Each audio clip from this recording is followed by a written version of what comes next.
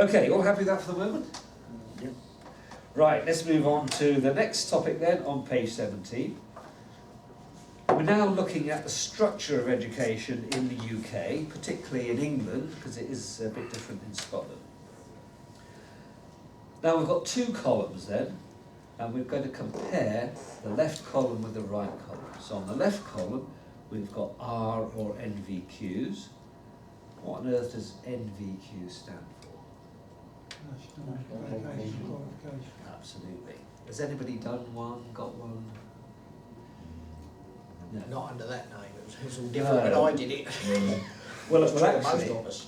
NVQs have sort of disappeared from 2010 because they then became known as related vocational qualifications, and now we've got the apprenticeship schemes, which is interesting because when I did my apprenticeship back in the 70s, most people had an apprenticeship, then they were completely changed. So we're looking at, on the left column then, vocational programs, training programs. Now what does that word mean? If it's vocational, what is it related to?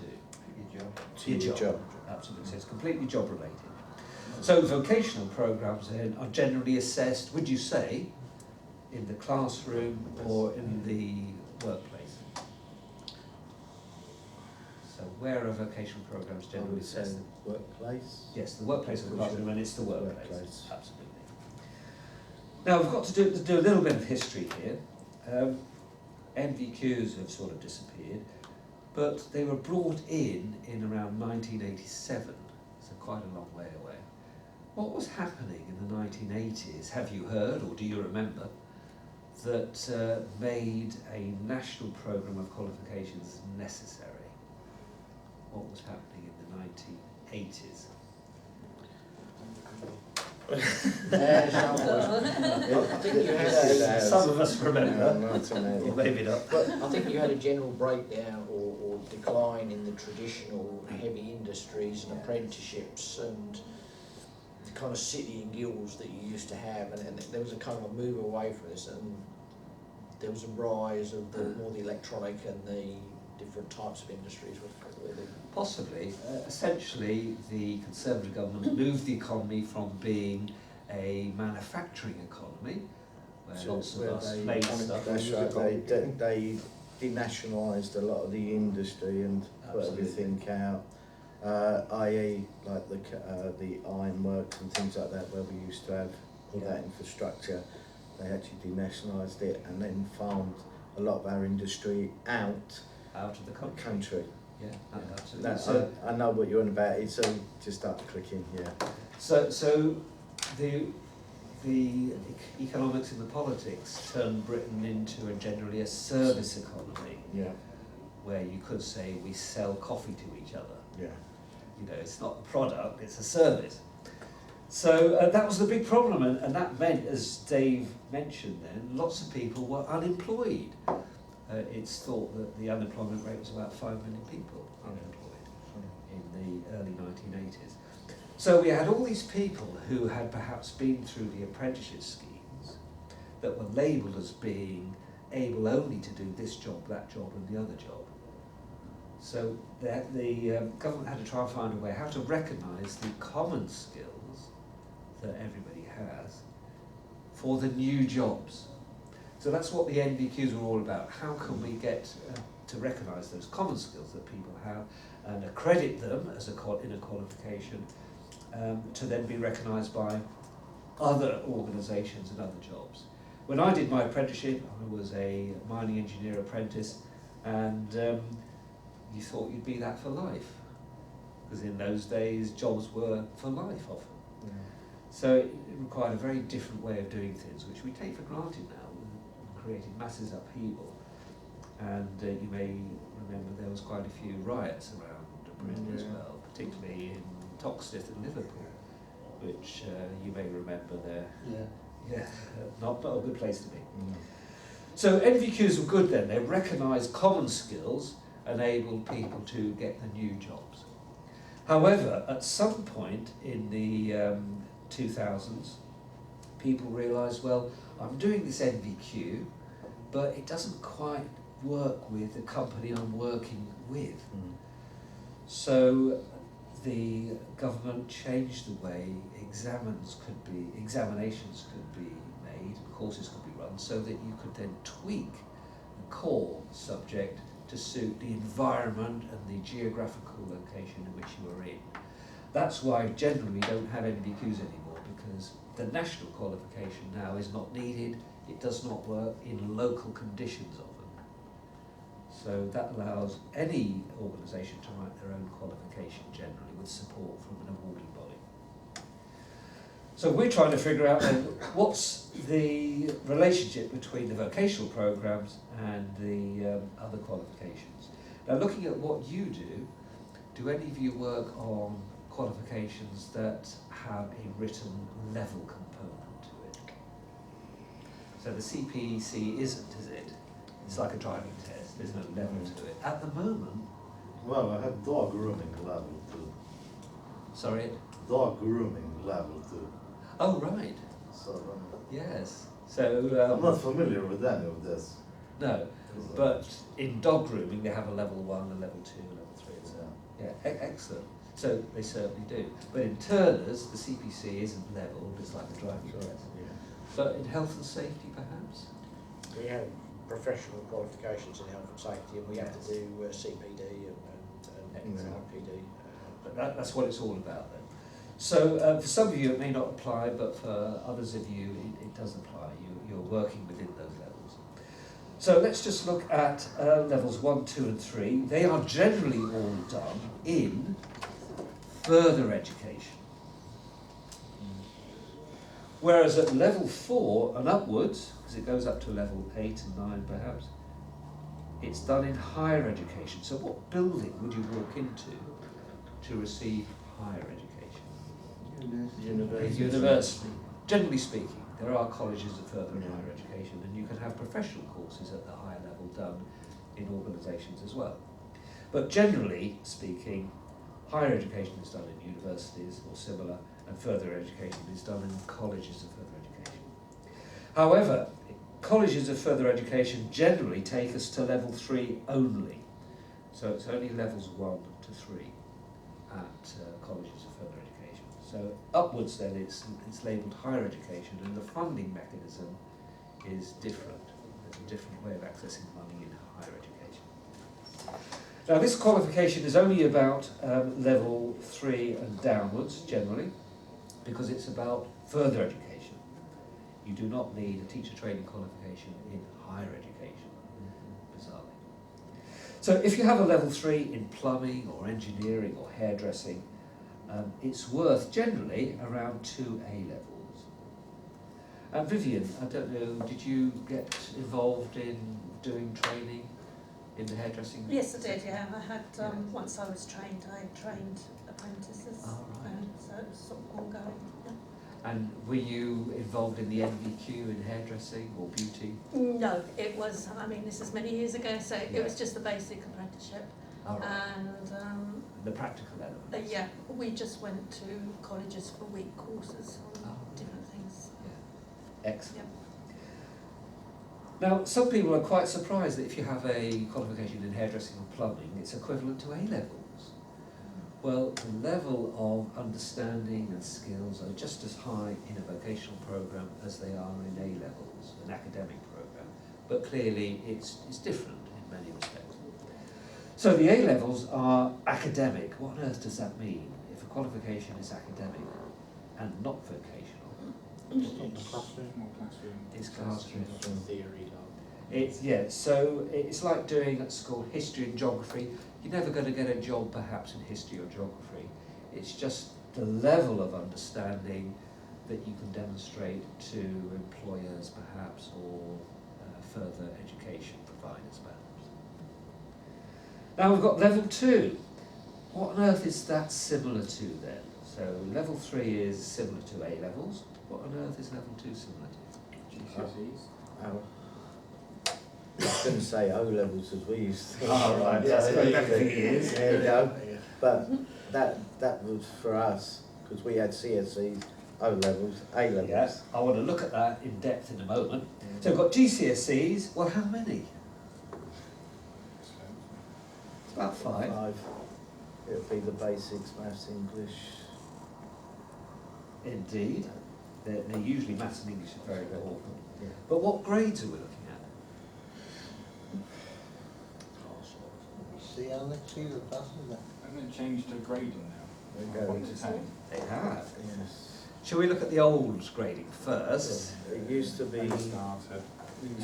A and A star down to to C. Yeah. Absolutely. A star down to C, but the new structure, what do we reckon there? Perhaps you can tell us there, Ryan. 1 to 10, so A star is 10 and 9, and then A is 8, 7, so on, something like that anyway. Yeah, so it's going to be 10 down to perhaps 5-ish. And you can see the new structure on this, as we need to know, on page 20 there. So it actually says grade C is probably a 4, which is a bit bizarre, isn't it? So the best grade is a grade 10. But intuitively you'd be thinking, well, surely the best grade should be a 1. So it is a little bit confusing perhaps, and for employers particularly, they are very confused indeed. So a level 2 then is worth around 5 GCSEs, grades 10 to 4-ish. But what about level 1 then? What's that worth?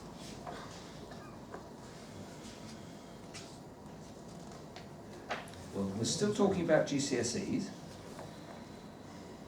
And we're looking at about 4-ish of them. Sorry? 4 and less.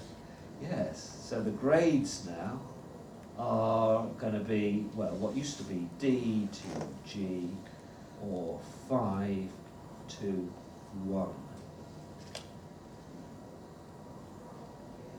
Now, are grades D to G in the old currency or grades 5 to 1 pass grades? No. They are. Yeah. They have to be.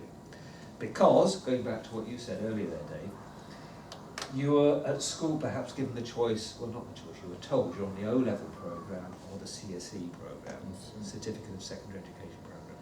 So if they put you on the CSE programme, what were they telling you about your academic ability perhaps? You ain't that good. You weren't good at academic subjects, No. so they'd made the choice for you. So if you got a CSE then, grade 1 to 5, they're all pass grades, but you can't suddenly turn around and say, well actually CSEs are now worth nothing at all. So in 1987 when they merged O-levels and CSEs, they still had to recognise the old pass grades at CSE level by giving them different gradings. And you may be aware at school you're actually given different GCSE papers to sit. Don't know if you remember at school perhaps. So you must have been aware there were people on the high stream, the midstream and the well, lower you tier. used to have, didn't you? You had 1, which group 1, which would be all your A stars and all that, and Yeah, then you boss. had and then there was group 2, which would be your middle range, and then group 3 were the ones that they went, well, they might get it, might not. Absolutely. Thing. But actually to save money and time, they'd put you on the CSE programme, Yeah. just as nowadays they'd put you on the lower tier GCSE paper. So you sit a completely different paper. And with some of those papers you cannot possibly get above the old C or the grade 4, 5 upwards. So it is confusing.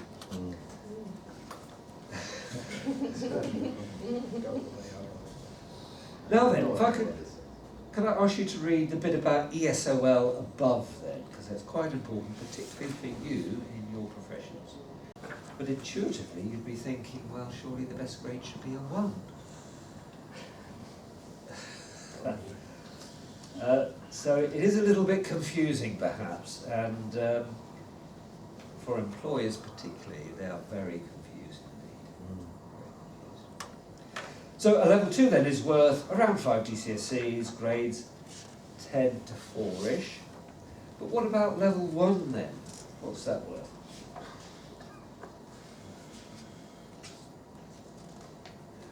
Well, we're still talking about GCSEs, and we're looking at about 4-ish of them. 4 and less. Sorry? 4 and less. Yes, so the grades now are going to be, well, what used to be D to G or 5 to 1. Now, are grades D to G in the old currency or grades 5 to 1 pass grade? No. They are. Yeah. They have to be. Because, going back to what you said earlier there, Dave, you were at school perhaps given the choice, well not the choice, you were told you're on the O-level programme or the CSE programme, Certificate of Secondary Education programme. So if they put you on the CSE programme, what were they telling you about your academic ability perhaps? You ain't that good. You weren't good at academic subjects, so they'd made the choice for you. So if you got a CSE then, grade 1 to 5, they're all pass grades, but you can't suddenly turn around and say, well actually CSEs are now worth nothing at all. So in 1987 when they merged O-levels and CSEs, they still had to recognise the old pass grades at CSE level by giving them different gradings.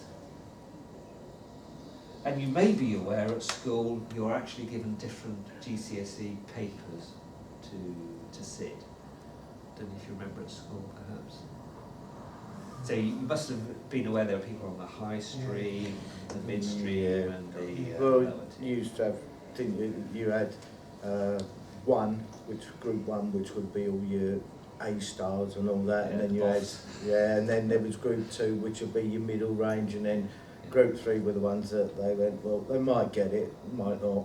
Absolutely. Type of thing. But actually to save money and time, they put you on the CSE programme. Yeah. Just as nowadays they put you on the lower tier GCSE paper, so you sit a completely different paper.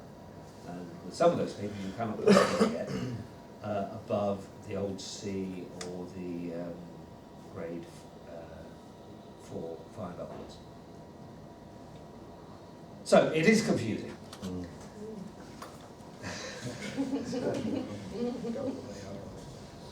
Now then, if I could I ask you to read the bit about ESOL above then, because that's quite important, particularly for you in your professions.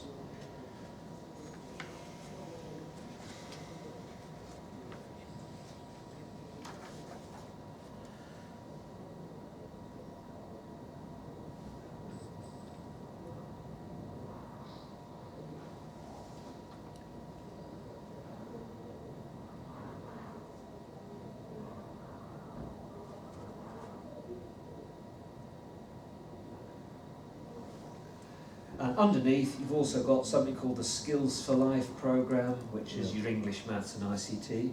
But don't forget, look at the row that they're on. They're all pre-level 1, which for some of us did not exist when we were at school. You either got some qualifications at school or you didn't. There was no help to get you those qualifications again. So for some of your employees, your trainees, you might need to consider the ESOL programs, and for others they might need to become more proficient in English, Maths and ICT. Now what life are we talking about here? Bearing in mind these are qualifications for people aged 16 and upwards. So what sort of life are we talking about? Working life. It's working life. Now that's important because if people are working, they're earning money and they're paying what? Taxes. So the more people you have in work, generally speaking, we're in a bit of a crisis at the moment, then the tax income goes up and up and up. So It's made so it passes more people. It's made so it passes more people. Absolutely. So they can get the jobs. Absolutely. So it's an economic thing. If people are more qualified, then they'll be earning money to pay the taxes. So that's pre-level 1 then. So for some of your learners then it might mean perhaps ESOL or it might mean English, Maths and ICT. Now looking at level 1, level 2, level 3, we have something called functional skills. So those functional skills are now the new name for the Skills for Life programme. They used to be called key skills. Before that they were known as core skills. So what on earth are they about? Has anybody looked at core, key or functional skills before? Don't ring any bells? No. Well, we now have a choice then, in a way. You can either resit GCSE English, Maths and ICT, or you can do functional skills. Anybody know the difference between GCSEs and functional skills? Functional skills, practical skills, rather than Yes. academic. Absolutely. So you can achieve the syllabus, the standards, by doing practical things. For example, you might get somebody to plan a journey from the depot to the customer. Well, that practical skill is going to involve English. You've got to read, you've got to write to plan the journey.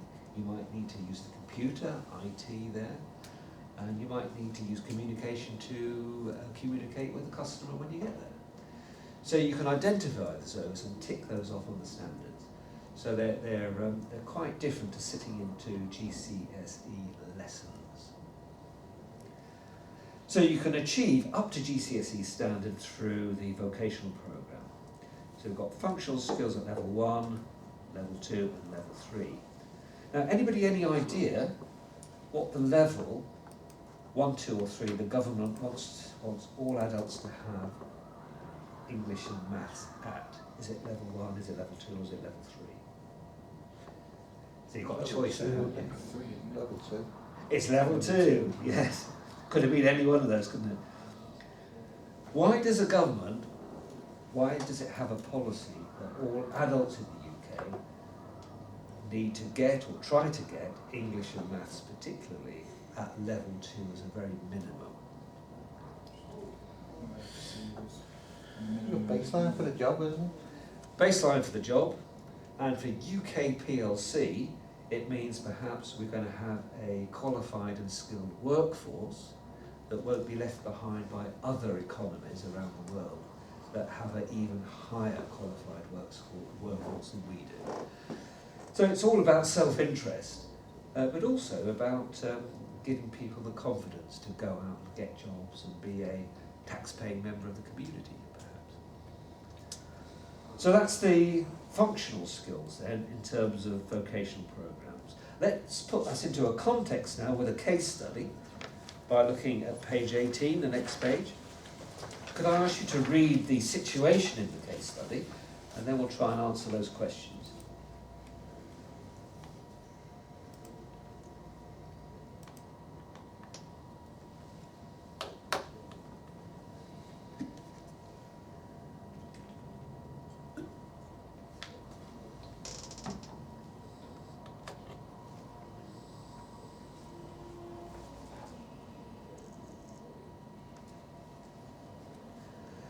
So we've got this 19-year-old then as a level 1 qualification, but you're running a level 3 course.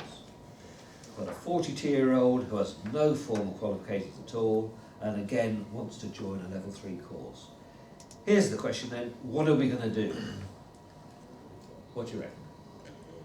Put them on a law course. Sorry? Put them on a law course. You could put them on a preliminary course, couldn't you? Universities have them, could be, there's probably a name for these courses, foundation course perhaps. So put them on a short course and get them up to standard. So that's a really good idea. I would do that for the 19-year-old because you know you've got some certainty of where they are. For the 42-year-old, speaking as a 60-year-old who could end up with who's was in existence before all these came out, Yep. you might actually be faced with somebody who is quite intelligent and experienced but Yes. doesn't actually have any documentation. Yep. And this is where I get a bit upset with the government when they say people who come in for immigrants, they're not formally qualified. Well, they're not qualified because they haven't got formal paperwork. It doesn't mean to say they're idiots. And got, you know, as some of the farmers found out these days, English people try to do farming, you actually need to be quite skilled to do the job you're doing. So the fact that you haven't got a bit of paperwork that doesn't tell you that, it doesn't mean to say you're unskilled labour. Well, this is where your job as a trainer comes in then, to undertake accreditation of any prior E&L. So you're now looking at their experience and or learning, which is their qualifications. So you've now got to sit down with them, talk them through, or get them to fill in a few more forms to understand where they're coming from, to accredit any experience that is going to be useful for the new programme, the new course perhaps. Now clearly that takes time and energy, but let's look at these two people then. The 19-year-old has a level 1 qualification, but perhaps not enough to do a level 3. So what might be the answer to the 19-year-old, yes or no? I would suggest they find a level 2, or try and find a level 2 course. Level 2 As first, a stepping stone. absolutely, or the foundation course, as John rightfully suggested. Now the 42-year-old has no formal qualifications at all. Now, if they've been working since they left school age 16, what position might they now be in at work? What position? Age 42. It depends on their structure, but they could be actually further up in the chain, i.e. not just as a basic worker, they could be actually teaching people through their experience. Could be a supervisor, could be a manager, and if you look at your own organisation, is that fairly true then? Older people do get into those positions? Senior position, yeah. Yeah, because they have that experience. Now, let's look at on page 19, which gives us a review of the qualification structure. What I want to focus in then is the last column, what each level gives you. Now, can you tell me where supervision and management comes in as a pre-existing skill? So we're looking at the final column only. Where can you notice supervision and management coming in as a pre-existing skill? It's level 3. And it's in bold there, isn't it? They're already supervising and training others in their field of work. And that continues at level 4, 5 and so on. So people who are older in supervisory positions every day work at least at level 3, and more likely they're going to be working at level 4 or 5. So who is more likely to be successful at this level 3 course? Is it the 19-year-old who does have qualifications, or the 42-year-old who doesn't? The 42. Could be the 42. But the point is we never know until we've bothered to sit down with them. Now this is all about pre-course assessments. Now you did my pre-course assessment, and I know on this qualification I'm looking at use of English, because you have to do written assignments. Now how on earth did I detect your use of English on my pre-course assessment form? Well, you filled it in as Yeah. well. Absolutely. So particularly there's a question that asked you in less than 100 words, describe why you want to do this course. So I'm now looking at your use of the words, English, grammar, punctuation. So not only did I ask you about your highest qualification, I was looking at the way you filled that form in as well. And if there was an issue then I'd have a word with you and mention, as you said there, John, foundation programme first perhaps, ESOL maybe. So I'd give you a stepping stone before I would allow you in perhaps. Now you're all here, so you passed the test. So well done. Now the point is, if you don't do pre-course assessments, what problems might you as the trainer in your organisation experience? I don't know where to pitch your teaching to, what level to Well, pitch your teaching to. But if you're running a level 3 qualification, you have to pitch it at level 3. You cannot You run a might level 2 not, course. you might not have the right people and the right courses. Yeah, so what would Doing happen the then? right jobs, therefore it'd be poor teaching, therefore you get despondent students, therefore there's a lack of infrastructure within the industry because you don't have the base workers to be able to move upwards. Very much so. It'd be very disappointing, sort of very discouraging for the student to find themselves, if you're sitting in a classroom with people talking over your head, you know, or things you don't understand. Or the other way around, they might find it's too easy. Yeah. Well, yeah. Yeah, and they're just bored all the time. Now, if they decide to leave because it's too easy or too hard, who do they now blame? You personally and your organisation in general. So although you're getting bums on seats, perhaps in the long term, people will not come to you anymore because of the bad credibility and reputation that you've generated without doing the screening for the programmes properly. Now, I know in your organisation you run the CPC course. Who is running that at the moment, the CPC?